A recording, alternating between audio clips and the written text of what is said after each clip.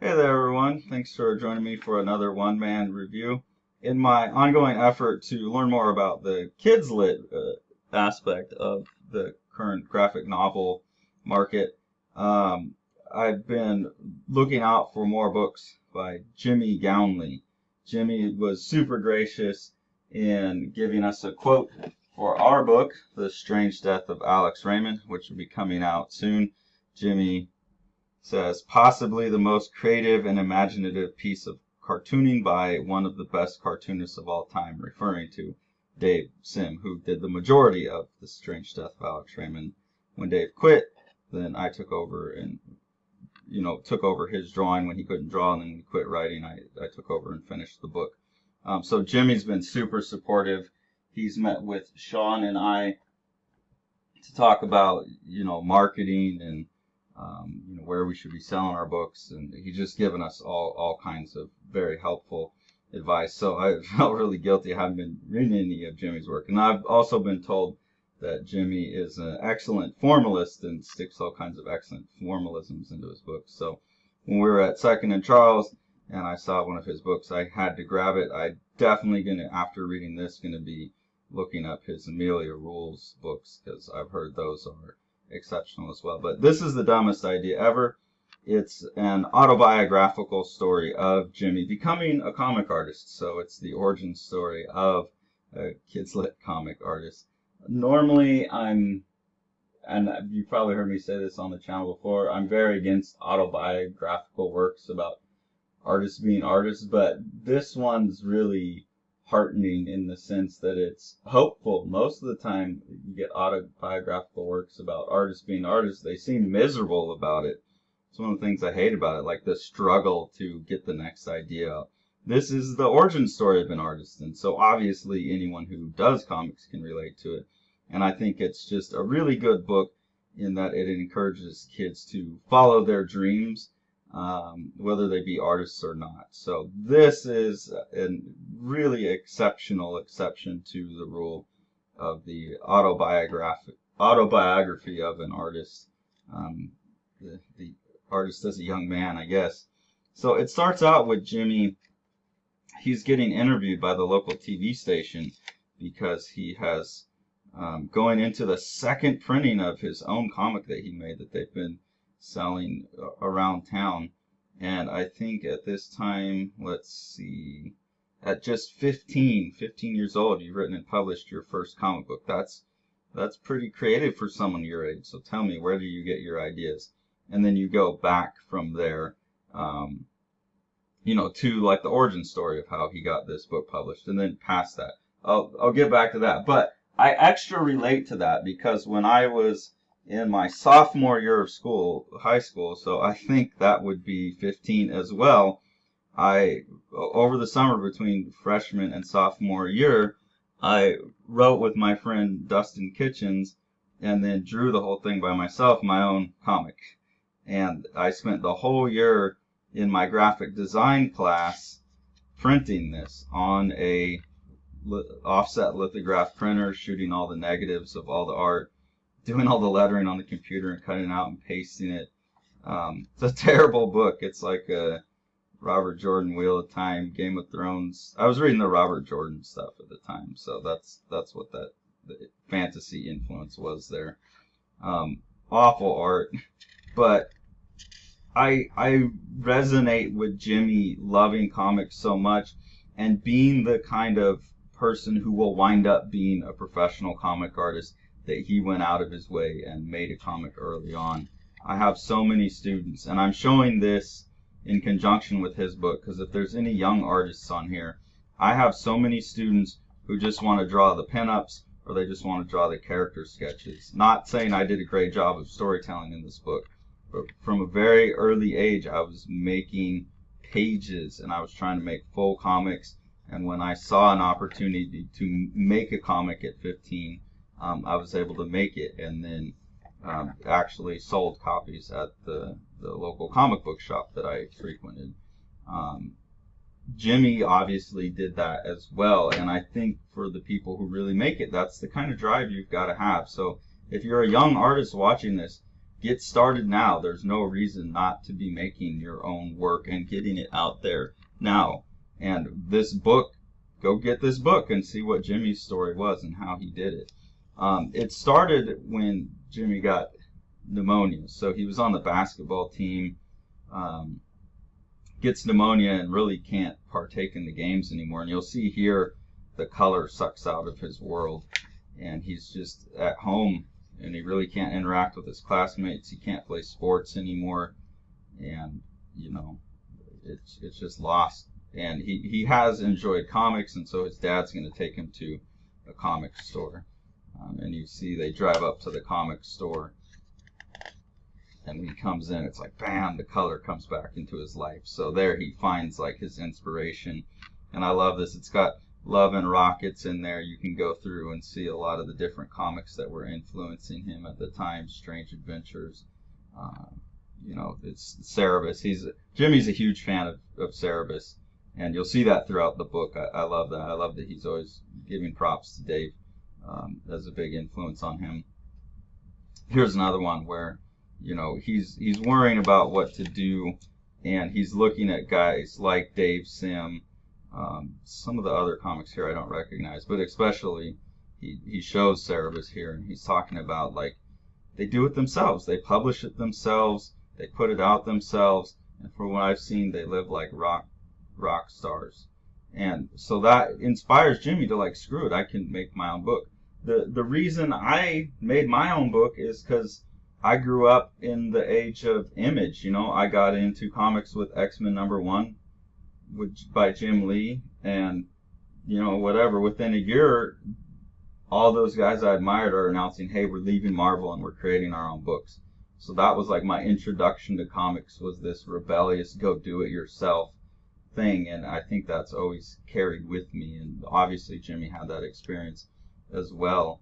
I think that's gone away a little bit because it's so common for people to do their own stuff. Like, the real push behind how awesome that is gone. It's a little more run-of-the-mill, but because of that, like, the narrative about doing it yourself is maybe not out there as much.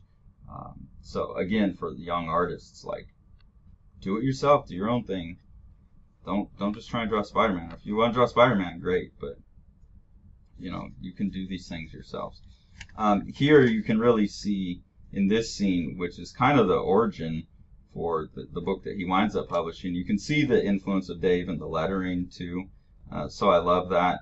A lot of the Kids Lit books that I've looked at so far have pretty basic, you know, like one font throughout. Jimmy's obviously such a fan of Dave's fantastic lettering that he's become an amazing letterist himself, with really expressive changes in font styles, hand lettered stuff, obviously, hand drawn word balloons. And Jimmy has drawn like kind of a just run of the mill superhero comic, and he's showed it to his best friend, and he's pestering him about, like, hey, have you read my comic or not? Like, you know, I'm just asking you for this favor. And he said, look, I did read your comic, okay? Well, what did you think? Well, I didn't really like it. And then they kind of get in a fight, and he's like, I'm not trying to be a jerk. Like, you wanted to know what I think is of your comic. I didn't like it. It's not good. And look, do you want to know what I think of your dumb comic or not? No, fine. Go ahead. Sure. Just kill me and get it over with. Okay, first, it's super nerdy. I mean, who wants to read about evil jewelry? Hello, ever heard of Lord of the Rings? How can I put this? You know those girls, Dawn, Brennan, and Tammy Mead? The cute public school girls? Right. Would they read about evil space jewelry? Okay, I see your point. And then he said, well, what should I be doing? His friend says, well, why don't you write a comic book about us? And Jimmy says, that's the dumbest idea I've ever heard. So, the dumbest idea ever, the title of the book. And he sits around and he thinks about it. And this is where you see Jimmy being probably the most formally compelling Kids Lit guy, at least that I've seen so far. He'll do way more interesting page compositions, and also you get a stylistic thing here, stylistic changes. fake covers, all of that stuff is awesome. I really love that. But going in, you can see Jimmy can draw like an action adventure comic if he wants. He's manipulating his style to be kid friendly, and he's saying, should I draw this or should I do something like that? So eventually he says, okay, I'm going to go ahead and do this story just about his friends and stuff. So he gets into autobiographical work, and he starts taking it to school and showing it to people. I love this because I am absolutely 100% convinced that this is the actual pages of the comic he made as a kid. They're scanned in. You can see the whiteout. So I love that he scanned that in there. And he starts doing this book, The Thrill of Victory and Agony, that's about him and his friends. And he starts bringing it around school and showing it to people, and it, it obviously gets popular and gets a following. So then he goes to the local print and copy center, and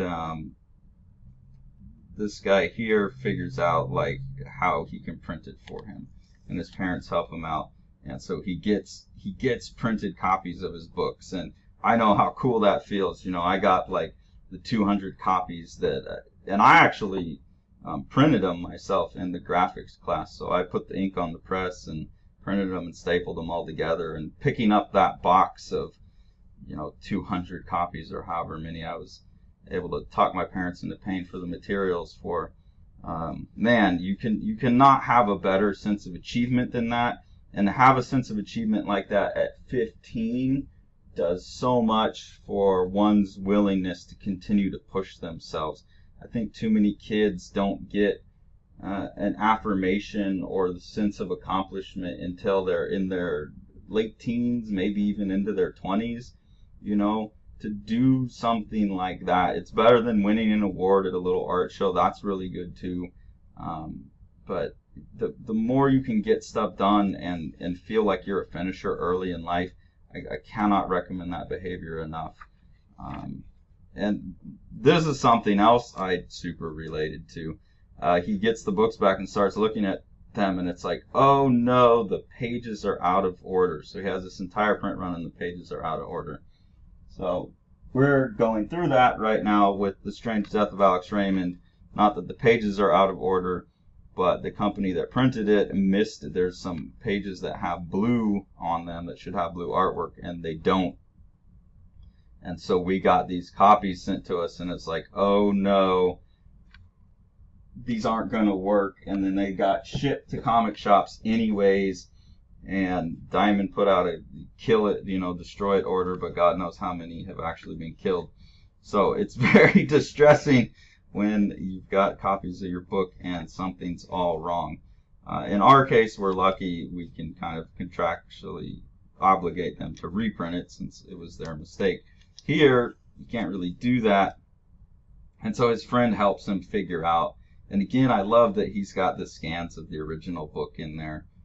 That's so cool. Another thing for young artists, if anyone's watching this video, it's young artists, is hold on to everything. I still have like the plates. I still have a few copies of this. I still have some of the actual offset plates that were used to make it. I have some of the artwork. I don't think I have all of it, but it's really important to be able to look back on what you've done, and that will help you figure out who you are as an artist and help you figure out where you need to be going. Like what are you about? So I love that he still has this stuff. He still has scans of it. So they figure out this scheme where they're gonna just go and hand edit all however many copies he got to try and make the out of order pages read like a flashback. And they do that. So this sense of hard work is so important for the young artists, and like get the thing done and do whatever you can. And when you encounter a problem like this, spin it. Like we're having to spin what's happening with Strange Death of Alex Raymond to our advantage. Make it part of the story of the book. Find ways to, like I'll be drawing some sketches in some of the copies that are busted and selling those, and find ways to turn disadvantage to advantage and keep going. And then there's a local store that is going to put his book on sale for him, which again is such a huge encouragement for a 15-year-old. I know the guys at Bonanza Comic Books in Modesto, California. That was my shop growing up. They're closed now, sadly, but they had a little signing for me, and probably they put like 10 copies on the shelf. Probably sold like 2 books or something, but that's huge for a 15-year-old. So it's really cool to see that there are other people out there having that experience. Then from there it goes forward. So now we're past the point where he's getting interviewed by the TV station, but it gets kind of popular at school, signing everyone's books. The teachers are interested in it and find it funny. Then Jimmy goes with his girlfriend to the Metropolitan Museum of Art, the Met in New York, and he sees paintings, real, quote unquote, real art. And I love that Jimmy has gone and put I'm assuming these are pictures of the actual pieces in here. Don't know, how do you get the copyright on this? Is this public? How did you do this, Jimmy? But has the images. So again, more formally playful than I've seen, more willing to play with style and stuff than I've seen in Kids Lit. And then apparently Jimmy touched the painting, which is an absolute shame on you. You're lucky you didn't get arrested. But they run out. But he has a crisis about him as an artist, and throws away all his comic pages. And I love this here. This combination of styles with the Van Gogh painting. It reminds me of what J.H. Williams III did in Promethea, where he changed styles like every issue, and there was a Van Gogh painted issue. So that I'm always fascinated by people that change style throughout a work. Jimmy does that a couple other times in this book, and I don't want to spoil the ending, but there's other stuff that goes on in the book past that. And I love then at the beginning that after all this stuff goes down, he's saying, well, this isn't an ending of any sort. Like every time you've got a blank page and a pencil in front of you, it's always the beginning. So I just really appreciate, obviously I can super relate to this book, so that's always gonna bias someone to like a work, is you can relate to it very closely. But B, I really, really like the positivity of this book and the way it encourages young artists and young people in general to pursue their dreams. It's the total opposite of most artist biography books, and I really appreciate that. And I think there needs to be more works like that and less of the oh my God, I'm just making a book about how I have no idea to make a book because I have no idea what to do right now.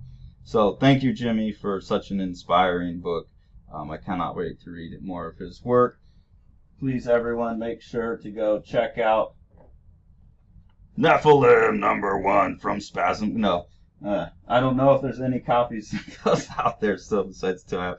But please go check out The Strange Death of Alex Raymond. This is my childhood dream to be a comic artist, which, started here, and I got away from it for a long time, and I wrapped back around and finally got to work with one of my all-time heroes. So what a crazy first book to be having hitting the market.